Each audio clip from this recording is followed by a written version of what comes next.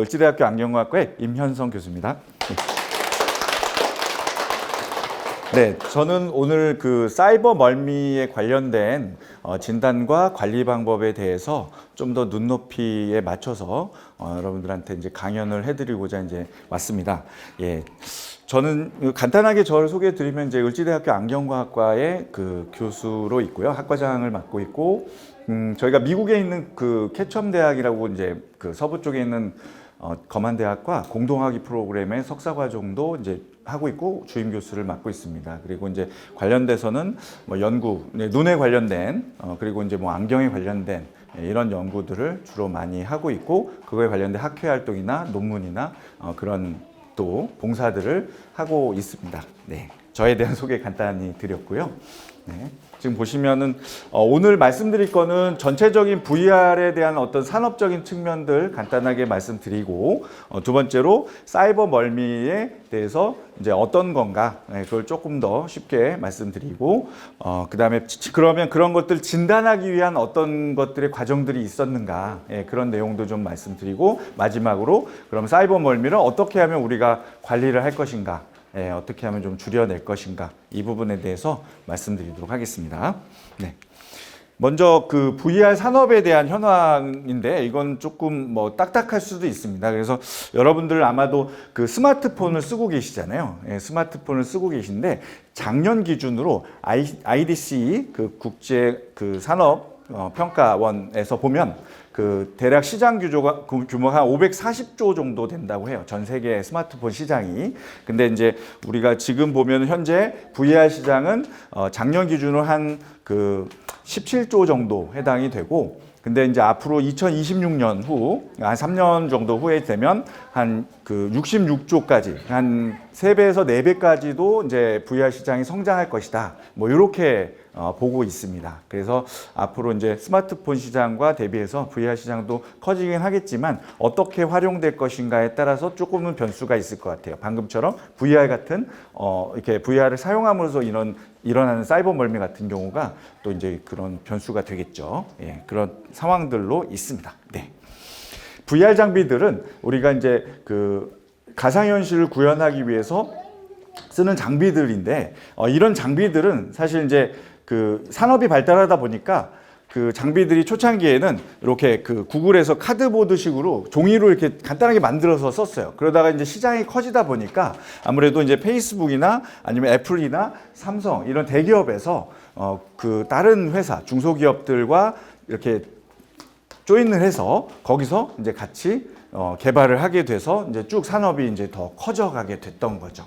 예, 그래서 뭐 회사들은 뭐 이렇게 오큘러스라든지 메타리오라든지 기어라든지 이런 회사들이 또 VR 장비를 만드는 회사들이 이렇게 대기업들과 조인해서 IT 기업들과 조인해서 이렇게 만들어져 갔다라는 정도 보시면 될 것 같습니다.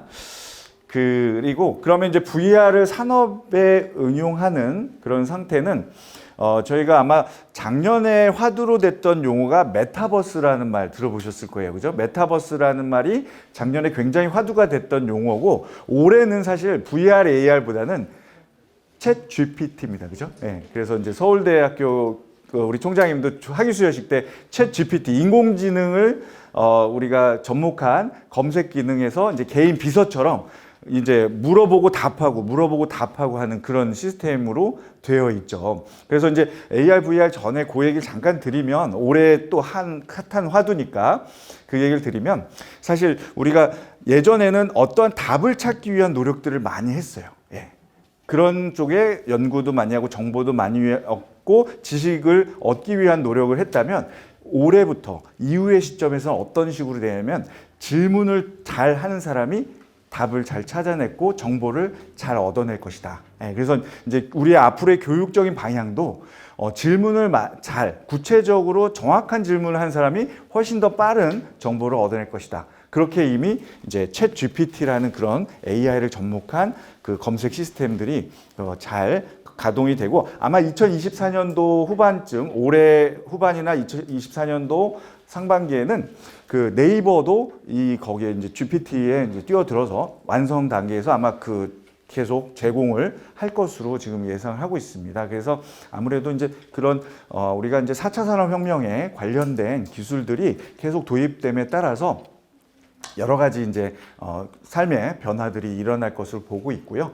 그 다음에 이제 다시 돌아와서 저희가 이제 VR에 대해서 말씀을 드리면 우리가 이제 AR하고 VR 이렇게 있잖아요. 그러면 이제 AR은 증강현실이라고 하고 VR은 가상현실이라고 합니다. 예, 그 번역을 하면. 그리고 이게 또 섞인 경우도 있어요. 그걸 MR이라고 해요. 예, 혼용된 그 현실이다. 그래서 증강현실은 뭐냐면 내가 눈에 보이는데 거기다 추가적으로 더해진 거예요. 예, 예, 그런 상황이고 VR은 아예 가상 3차원적으로 다른 공간에다 두고서 하는 상황이 되죠. 예, 지금 보시면 이렇게 그래서 우리가 MR 같은 경우를 지금 소개를 하고 있는데 VR 장비를 착용을 하는데 VR 장비를 해서 3차원적으로 뭔가 구성을 하지만 또 증강현실도 같이 섞어서 뭔가 어떤 건물들이 있는데 그 건물들에다 추가적으로 더해지는 모습을 연출을 하면서 같이 토론도 하고 그 다음에 더 나은 방향으로 계속 이어져 간다는 것이죠.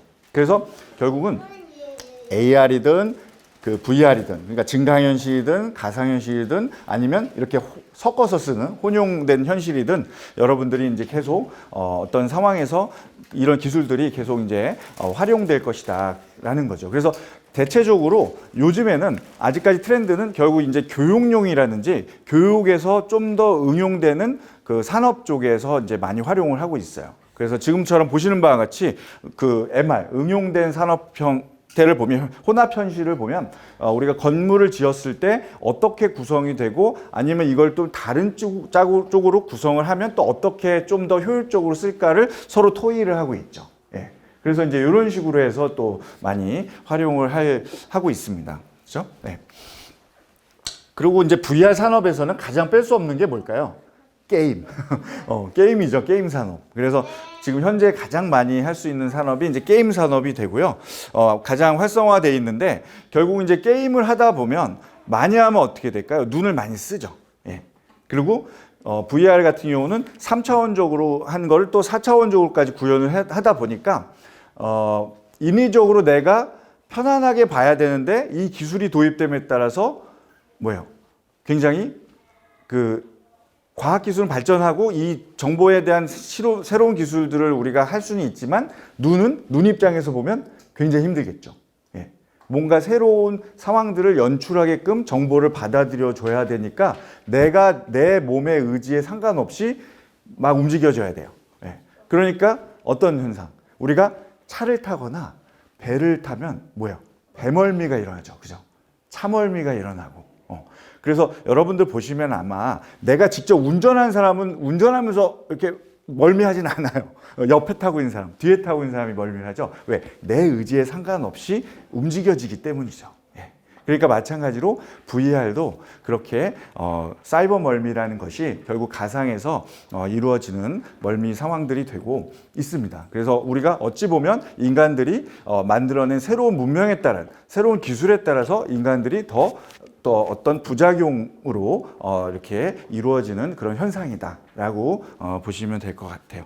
그래서 이제 게임을 많이 하면은 결국은 뭐예요? 눈도 많이 피곤하겠죠. 그러면 이제 결국 아주 쉽게 설명드리면 이거를 VR이나 사이버몰을 없애는 방법은 어떻게 되냐면 결국 안 하면 되죠. 근데 안 할 수는 없잖아요. 그래서 이제 잘 해야 되는데 그럼 어떻게 하면 잘 할 것인가, 어떻게 하면 효율적인가는 이제 뒤에서 같이 이야기 나눠보도록 하겠습니다. 그래서 게임으로 하는 경우들이 제일 많고요. 교육용 산업이 좀 많습니다. 그래서 응용 분야를 보면 게임, 그렇죠? 예, 게임이 많고. 게임에 대한 부분들이 가장 많이 있고, 그 다음에 이제 광고, 여러분들 TV나 광고에 뉴스 다큐나 이제 공연할 때 이런 데 많이 쓰고, 그 다음에 엔터테인먼트, 그리고 이제 스포츠 분야, e스포츠 게임이라든지, 그 다음에 이제 드라마, 그리고 이제 관광 용도, 뭐 이런 용도에서 이제 계속 VR 산업이 발전을 하고 있는 상태입니다. 예. 그렇게 응용을 하고 있고요. 그리고 이제 교육 콘텐츠가 좀 더 많이도 이루어지고 있죠, 사실. 자. 그러면 이제 지금까지는 VR 산업에 대한 여러 가지 조금 이야기를 좀 드렸고요. 두 번째 해당되는 게 이제 사이버 멀미가 뭔가, 좀 알아보도록 하겠습니다. 결국 이제 우리가 사이버 멀미는 1960년대 중반에 그 헤드 마운트 디스플레이라고 해서 머리를 우리가 이제 VR 장비 치면 다 어때요? 이렇게 머리에다 쓰게 되죠, 그죠? 예, 머리에 눈에 이렇게 안으로 쓰게 되는데 머리에다 쓸 때 그때 나오는 이제 3D 디스플레이가 개발되면서 이 사이버 멀미라는 단어가 이제 생겼어요. 예, 생겼는데 그 전까지는 그냥 개발만 되고 그냥 이렇게 조용히 있다가 요즘에 최근 들어서 이제 VR 장비들이 더 많이 각광을 받고 결국 인위적으로 막 이렇게 눈을 혹사시키니까 이런 멀미들이 더 이렇게 이슈화가 됐던 거죠. 예, 그래서 이제 지금 보시면 이제 사이버 멀미라는 것이 용어가 이제 그때 처음 VR 장비가 개발되면서 이 용어들이 나오기 시작했다라는 거고요. 그래서 VR의 문제점은 결국은 뭘까요? 내가 인위적으로 여러분들이 지금 눈하고 귀하고 눈을 무슨 감각이라면 시각이라고 하고요. 귀를 청각이라고 하는데 우리가 시각하고 청각은 서로 연결돼 있어요. 예. 그래서 제가 고개를 틀면 청각에 있는 평형긴가를 담당하는 곳이 전정기관이 이렇게 물체를 똑바로 인식할 수 있게 해줍니다. 예. 그래서 결국 시각과 청각이 잘 네트워킹이 연결이 잘 돼 있는데 이게 균형이 깨지면 결국 이 뇌에서 신호를 보내죠. 예, 그래서 이제 뭐 어지럽게 그런 증상들을 보이고 어지럼증이 나타나는 것은 여러 가지 원인들이 있습니다. 예, 그래서 어지럼증 뭐 혈관에 문제가 있는 경우도 있고 아니면 신경체제에서 균형이 깨졌을 때도 일어나기도 하고 그 다음에 우리가 머리에서 12종류의 뇌신경이 있는데 그 중에 10번째가 그 우리 쭉 가장 뇌신경 중에 긴 신경이에요. 그래서 우리가 소화기관까지 이렇게 쭉 내려가는데 여기가 바로 이제 여러분들 그 왜 구토가 발생되는 그 자율신경과 연결돼서 그 10번째에 해당되는 이제 미주신경이라는 곳이 있는데 10번째 신경이 결국은 여러분들 이 균형 감각 잃었을 때 여기까지 신호를 보냅니다. 그래서 우리가 이제 멀미를 하게 되는 거죠. 구토나 그 메스꺼움 증상이 나타나게 되는 거예요. 예, 그래서 결국은 시각과 청각이 연결돼서 그것에 대한 방향 감각에 대한 부분들이 더 어지럽게 해서 결국은 이 미주신경까지 영향을 주는 경우들이 있고 자율신경의 영향들을 같이 받고 있는데요. 그래서 결국은 사이버 멀미를 하게 되면 결국은 내가 인위적으로 어떤 자극을 줬기 때문에 결국 이제 메스껍거나 어지럽거나 그런 방향 감각을 상실하는 뭐 그런 특징을 갖게 되죠. 네, 그렇습니다. 자, 그래서 결국은 그 우리가 사이버 멀미가 생긴다는 것은 사람마다 다른 거예요. 예. 그래서 제가 연구하고 있는 분야 중에 VR로 사이버 멀미가 많이 생겨서 게임을 못하는 사람들만 모인 커뮤니티가 있습니다. 예. 그래서 게임을 못하는 사람들 왜 사이버 멀미가 왜 생길까? 그래서 그런 쪽에 이제 결국은 게임을 사이버 멀미가 심해서 못하는 사람들끼리 원인을 찾는 그런 연구들 하고 있고 아직까지도 뭔가 당신은 사이버 멀미 때문에 그 게임을 못해, VR 장비를 못 써 하는 기준들이 아직까지도 없어요. 예, 그래서 이제 계속 그 연구들이 지금 진행이 되고 있고, 그 어떤 기준을 제시하기 위한 우리가 연구들을 하고 있습니다. 예, 그래서 이제 결국 이런 상황들을 휴먼 팩터, 그러니까 사람이 가지고 있는 요인이다라고 합니다. 그래서 이거는 어찌 보면 이렇게 그래서 우리가 배멀미를 잘하는 사람이 있고 배멀미를 잘 안 하는 사람이 있죠. 똑같이 배를 타도 파도가 출렁출렁 거려도 이제 그런 것들이 바로 이제 휴먼 팩터라고 보시면 돼요. 사람마다 각기 어떤 갖고 있는 내성이 다르다, 그죠? 예, 그런 특징이 있고요. 그래서 사용자의 능력이나 사용자의 특징, 한계, 그래서 인간이 이해하고 이를 적용하는 능력이 다르기 때문이죠. 예, 그래서 이제 그런 것을 우리가 이제 휴먼 팩터라고 얘기를 해서 사이버 멀미는 결국 이제 사람이 원인이다, 본인한테 원인이 있다, 뭐 이렇게 얘기를 하는데 예, 그런 특징이 있습니다. 자, 그 다음에 이제 양안시인데요. 제가 이제 전공하고 있는 분야에서 학생들이 배울 때도 이 양안시를 굉장히 어려워합니다. 예, 그래서 이제 제가 외국에 있는 학자들하고도 이제 연구를 할 때 어떤 과목을 가르칩니까? 그러면 저 관련돼서 한다 그러면 본인도 이제 학교 다닐 때 너무 어려웠다고 이렇게 얘기를 해요. 그런데 여러분들한테 좀 쉽게 말씀을 드리면 양안시는 눈이 두 개죠. 물체가 눈이 두 개인데 물체를 하나로 깨끗하게 보는 기능을 양안시라고 해요. 그래서 우리 눈은 멀리도 보고 가까이도 보는 기능이 있는데 멀리 보는 기능보다 가까이 있는 보는 기능이 잘 보이는 눈을 갖다가 근시라고 하죠. 예. 가까운 데가 잘 보이는 눈이다. 가까울 근자를 써서. 그리고 멀리가 잘 보이는 눈이다 그러면 이제 원시라고 합니다. 네. 그래서 그 잘 보이는 눈이거든요. 그리고 난시는 물체가 찌그러져 보이는 거예요. 축구공이 축구공처럼 안 보이고 럭비공처럼 특정 방향으로 쭉 찌그러져 보이는 걸 난시라고 해요. 그래서 우리가 근시, 원시, 난시 이런 눈이 있는데 결국 이런 눈을 우리가 봤을 때 이제 결국 이제 이런 부분들을 개선을 해야 되는 것들이 있고 그 다음에 또 양안시, 그러니까 물체를 깨끗하게 만드는 노력을 해요. 그래서 우리가 이 안경을 착용할 때는 이 두 가지를 다 봅니다. 예, 그래서 결국은 근시나 원시, 난시도 여기서 우리가 교정을 해주지만 눈이 두 개잖아요, 그죠? 양쪽에 있는 제가 아까 말씀드렸던 대로 멀리도 보고 가까이도 볼 때 하나로 깨끗하게 보려고 자율신경에서 이렇게 계속 그냥 자동으로 우리가 초점이 맞춰지는 그 기능들이 내재돼 있어요. 우리 몸속에 있는. 근데 그게 만약에 나이가 들어서 그런 근육에 대한 힘이 약해지면 가까운 데가 안 보이죠. 네. 그런 것을 우리가 뭐냐면 노안이라고 그래요. 네. 가까운 데 조절력이 떨어지게 되죠. 내가 원하는 데를 못 본다는 거예요. 그죠? 네, 그런 특징이 있고 어쨌든 여러분들이 생각하는 데 있어서 굴절에 대한 그러니까 근시, 원시, 난시에 대한 문제도 가지고 있고 그다음에 뭐 조절에 대한 문제도 있고 그다음에 또 제가 지금 방금 말씀드린 눈이 두 개, 물체가 두 개로 봐야 되는데 하나로 깨끗하게 보기 위한 노력들에서 문제가 되는 경우도 있어요. 근데 그게 다 여기에 다 녹아 들어가게끔 만들어주는 이렇게 도와주는 역할들을 이 안경이 해주게 되죠. 그래서 그런 역할들을 하게 되고요. 그래서 사실 이제 양안시라는 것은 양쪽 눈을 바라본다. 그래서 그럼 바라보는 데서 바라보는 차이 이런 거를 볼시자에 이제 시차가 있다라고 하는 거죠. 오른쪽에서 보는 거, 왼쪽에서 보는 거. 그러다 보니까 우리가 양안 시차가 있음으로써 물체를 더 상대적으로 입체적으로 볼 수가 있게 돼요. 예, 이렇게 바라보고 이렇게 바라보기 때문에 입체적으로 봅니다. 그래서 입체적으로 보는 것을 양안 시차의 원인에 의해서 이제 입체적으로 보는데 여러분들이 3D나 아니면 VR이나 이런 원리는 이 양안시를 시차를 더 벌려내는 역할을 해요. 쭉 벌려줘야 훨씬 더 입체감 있게 보는 기능을 합니다. 그러니까 우리 눈은 우리 몸속에서 하나로 깨끗하게 볼 수 있는 시스템이 내장되어 있는데 자꾸 벌리려고 하죠. 벌리려고 하니까 내가 힘들어지는 거예요. 네, 힘들어지는 상황들이 생기는 겁니다. 그렇죠? 네, 그래서 제가 아까 말씀드렸던 대로 VR이나 이런 AR이나 이런 새로운 기술들이 나왔을 땐 이런 양안 시차를 더 벌리기 위한 노력들로 구현이 되기 때문에 사람 입장에서는 굉장히 힘든 그런 현상이다. 부작용이다. 이렇게 표현까지 할 수 있게 되는 것이죠. 자, 그래서 이제 이렇게 이야기를 했고요. 그 다음에 이제 어떤 특정한 거리를 가지고 이제 맞추게 된다. 그래서 이제 여기서 보면은 제가 아까 했던 대로 이제 근시나 원시나 난시가 이런 경우들은 내가 초점이 잘 안 맞기 때문에 초점을 맞추기 위한 과학적인 또 이렇게 그 교정이 필요한 상태가 되고요. 그렇습니다. 그래서 두 가지 역할들 이 다 뇌에서 통합적으로 이렇게 일어나게 됩니다. 네, 그렇게 보시면 됩니다.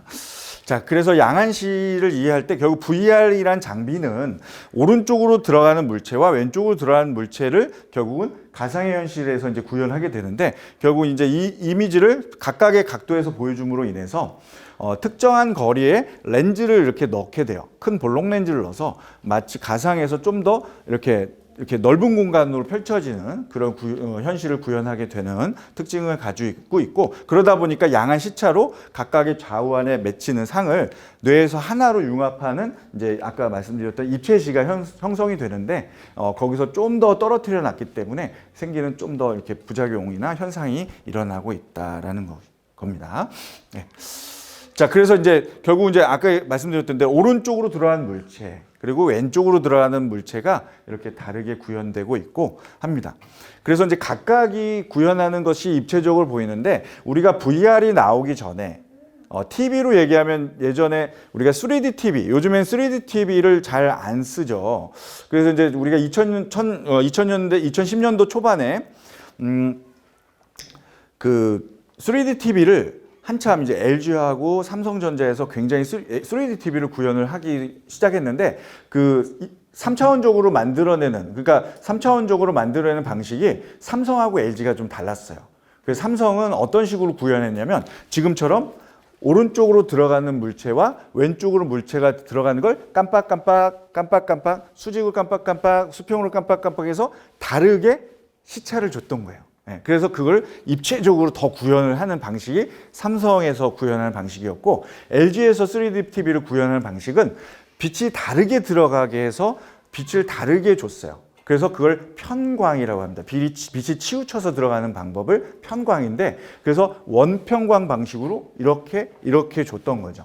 그러니까 여기는 깜빡깜빡, 여기는 편광으로 들어갔어요. 그러니까 이게 각각에서 서로 라이벌 경쟁했던 회사들이 이렇게 구현을 하는 데 있어서 결국은 어지러움증에 대해서 제가 이제 어떤 피로감이나 이런 부분에서 연구를 했었는데, 결국은 어떤 그 구현하는, 그러니까 입체시를 구현하는 방식, 3D를 구현하는 방식의 어떤 이 방식보다는 이 컨텐츠가 어떤 거냐에 따라서 더 피곤함과 어지러움이 있는 상황을 알게 됐죠. 그리고 또 추가적으로 만약에 내 눈이 사위라든지 사시라든지 어떤 눈에 양안시에 문제가 있는 사람들은 이 TV를 볼 수 없는 그 대상자를 필요하다, 이런 가이드라인도 필요하다라고 이제 제시를 했던 그 기억이 납니다. 그래서 그 양안시가 그래서 결국은 양쪽에서 들어가는 물체를 어떤 식으로 구현하는가라는 차이가 또 있게 되고요.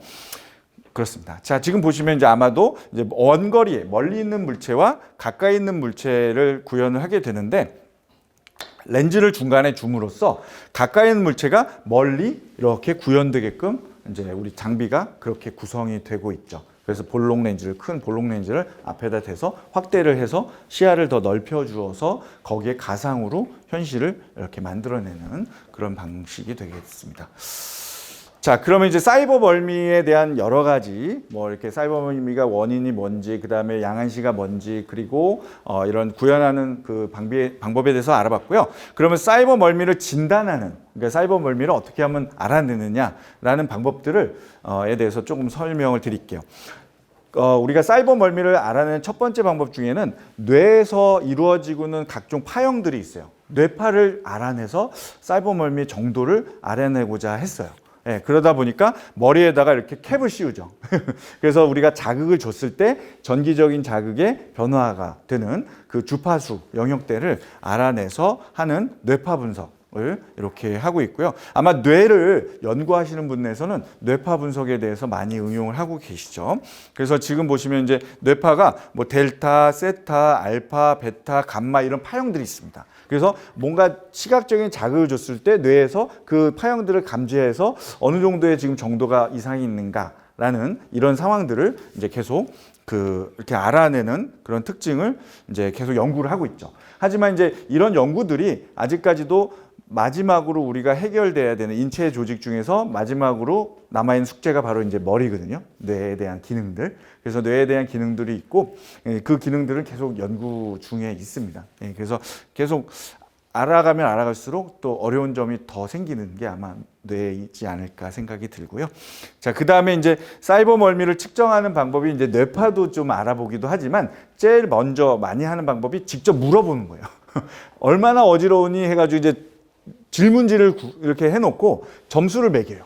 그래서 이제 그런 것들을 갖다가 이제 여기 SSQ라는 이제 설문지, 그러니까 우리가 좀 표준화된 설문지를 가지고 얼마나 어지럽고 이렇게 증상이 어땠고 이런 걸 물어봐요. 가장 주관적인 그 방법이죠. 그리고 이제 전기적인 방법, 아까 전기적인 방법도 했고, 그 다음에 눈에 대한 기능들을 평가하는 거죠. 아까처럼 많이 이제 양안시 있으면 뭐 양안시의 그 기능들, 이렇게 우리가 모으고 벌리는 기능들도 있고, 그다음에 조절하는 기능도 있고, 눈에 대한 기능들이 전과 후가 얼마나 차이가 났을까, 뭐 이렇게 해서 보기도 하고, 그다음에 이제 의학적으로는 혈관이나 추가적으로 보면 이렇게 혈관에 대한 생리적인 반응을 좀 보기도 하고요. 그래서 이제 결국 이제 그 헤드 마운트 디스플레이, 그러니까 우리가 머리 이마에다가 이제 VR 장비를 써서 사용한 VR 시청을 했을 때 이 눈에서 눈이 모이는 걸 이제 폭주라고 하는데, 우리가 뭐 이렇게 주문이 폭주한다 그 얘기 쓰잖아요. 그죠? 그래서 이제 눈이 안으로 모이는 걸 폭주라고 하는데, 이 폭주에 대한 그 포인트가 좀 눈에서부터 이제 멀어진다. 그러니까 다른 말로 좀 기능이 좀 떨어진다. 이렇게 표현이 되고 있습니다. 그래서 그런 것들을 이제 VR을 시청하면 그런 폭중구점이 멀어진다는 것도 보고가 되어 있고, 눈의 각종 이제 사위라든지 융합력이라든지 조절력, 조절 레그 이런 이제 우리가 이제 눈에 대한 전반적인 기능들이 좀 더 차이가 나고 있다라고도 좀 연구가 되고 있고, 그 다음에 이제 눈의 움직임에 대한 추적 기능들, 그러니까 안구 운동을 추적하는 장치를 통해서 이렇게 또 연구도 하기도 해요. 그래서 이제 우리가 눈에 붙어 있는 이렇게 겉에 붙어 있는 근육들이 한 6종류가 있는데, 그 6종류의 근육들을 그 다리 근육으로 환산하면 우리가 자고 일어나서 다시 잘 때까지, 이게 이제 다리 근육 환산하면 하루에 우리가 이 눈에서 움직이는 미세한 근육들이 마라톤을 완주하는 42.195를 다리가 완주하는 정도의 양이라고 합니다. 그래서 그 정도로 눈이 굉장히 많이 섬세하게 많이 움직이게 되어 있고, 그만큼 또 많이 움직이려면 어떻게 돼요? 에너지를 많이 쓰죠. 그래서 이제 뭐 이렇게 혈관의 변화라든지 이런 것들을 통해서도 이제 알아보기도 하고, 그렇습니다. 그래서 사이버 멀미가 이제 생리적인 반응들, 그리고 이제 안구 운동의 추적을 통해서 이제 눈에 이렇게 피곤하면 여러분도 어때요? 다리에 쥐가 나죠. 다리를 많이 쓰면, 우리 축구하다 보면 운동선수 쥐 나죠. 눈도 쥐가 나요. 그러다 보면 어떻게 눈이 막 떨리거든요. 그러니까 생각도 없이 그냥 나 가만히 있는데 여러분들 갑자기 어느 순간 눈꺼풀이 부르르 떨리는 경우도 있죠. 그런 게 결국은 내가 내 의지에 상관없이 많이 뭔가 에너지를 썼을 때 신호가 오는 거죠. 반응을 하는 겁니다. 그죠? 우리 다리 쥐가 나듯이 그만큼 많은 운동을 하고 있거든요, 눈이. 그래서 이제 이런 생리적인 반응을 통해서도 보고, 심박수나 호흡수, 뭐 이렇게 땀이 흐르는 것, 이런 것들을 통해서도 사이버 멀미가 과연 어느 정도까지 지금 문제가 있을까를 많이 이렇게 다양한 척도로 이렇게 측정을 하게 됩니다.